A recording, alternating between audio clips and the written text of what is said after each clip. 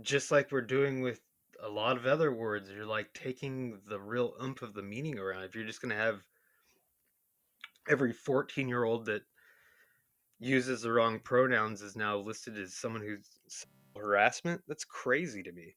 There'd be a lot of people in trouble, right? Because I mean, that's not something that people I feel like, well, children, are that they know, and if they are learning it, should they be? You know what I mean? There's that big old question if they should be, at what age, and how old that they should start learning this. And you said he's 14, right? So say we know if his school teaches things like that or not?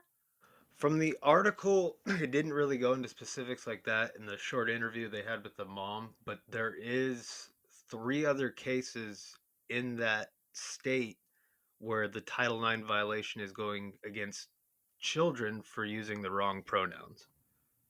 Okay, we'll say the school is teaching it, right? It's a learning thing. Kids are learning. I mean, you throw algebra in front of a kid after they just learned pluses, division, and subtraction. It's a new curriculum. It's new everything, and they're learning it. They're not just going to get it in the first week, in the first month, in the first year, maybe even. So it's things that they have to adjust to and learn. So if it is being taught in schools, you need to give them time.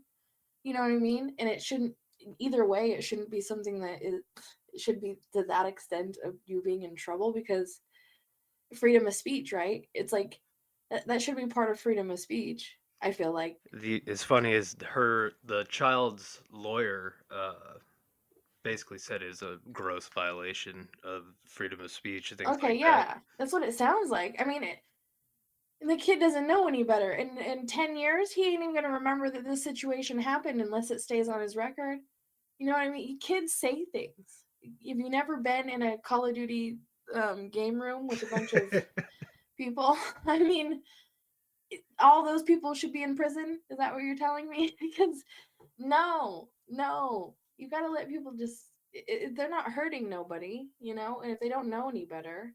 And I'm not saying that the kid wasn't disrespectful to some other student. I'm sure the situation, there's more context, there's two sides of the story, but like, But to that extent of a punishment yeah, is kind of, not kind of, it's really detrimental to someone's future, excuse me.